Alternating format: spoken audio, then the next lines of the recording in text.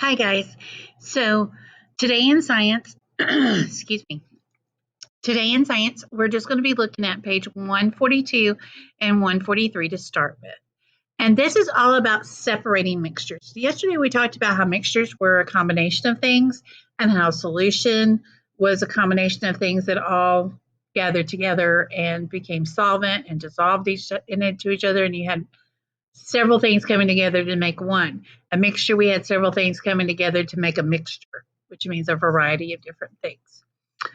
So here's a mixture right here of quarks and marbles, and I can't really see what those yellow things are, maybe more marbles. But they all have a different density, which means they're thick or less thick, or buoyant or less buoyant. And when you drop it in the water, it kind of separates itself out. This mixture of marbles and quarks separates itself out in water because when you drop it in water, what's a marble going to do but sink? And that quark is going to float on top. So that's an easy way to separate. But if you read down here, mixtures are not always easy to separate. But because you're not making a physical change in any of those identities, they all remain their identities, it is possible. Separating a mixture can be very simple, or it can involve several complex steps when method is not enough, okay? So when one method is not enough, you might have to do some more than one. Like with here, let's say that we dropped this in and we separated the quarks from the marbles. Well, what if we wanted to separate the blue marbles from the yellow marbles or the green marbles? That would be another step in separating. Down here, it says what property was used to separate the items on this tray? Well, what's the difference between this and the marbles? It looks like cubes and marbles.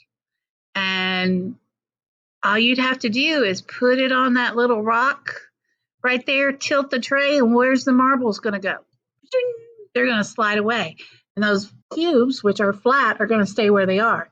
So that's a method of separating. Okay, the cubes will stay, the marbles will row. Now, you could have separated them just by poking them apart, but that would be a more fun way. Now, when one isn't enough, on page 143, you have a sieve or a mesh screen, and this looks like this. Now, with this one, you can separate large particles from smaller particles. You also have a magnetic. It takes away that, it will pull iron out of something or anything metal out of something. You might also have a filtration system. I always think of a coffee maker because, I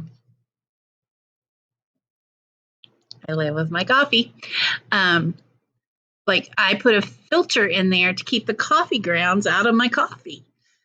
And then evaporating or boiling. If you boil water, if you boil salt water, the salt's left behind when the water goes away. So you're going to be looking at these four things. So you're going to be looking at these four things right here on your reading guide this week, or today, today. So you're going to be looking at 11, 12, and then you're going to describe what each one of those does, okay? Now, I only want to go this far today because if you look, just glancing at tomorrow, we're going to be talking about proportions, properties, and making alloys. And that's just something that we'll just hang on till tomorrow when we're all together. But for today, I want you to think about separating mixtures. You have questions on your reading guide on how to do that. And then you also have an Edpuzzle assignment in Google Classroom, okay? So separating mixtures, page 142 and 143. You need to be working on that portion of your reading guide, and you should have this first portion already done. If you haven't, go back and work on that because we'll check that before the test on Thursday. And then once you get that reading guide done, go do Edpuzzle, mixtures, and solutions. Okay? And I will see you guys, I guess, on Friday. Oh, no, I will see you guys on Wednesday. I don't know what day it is. Talk to you later. Bye.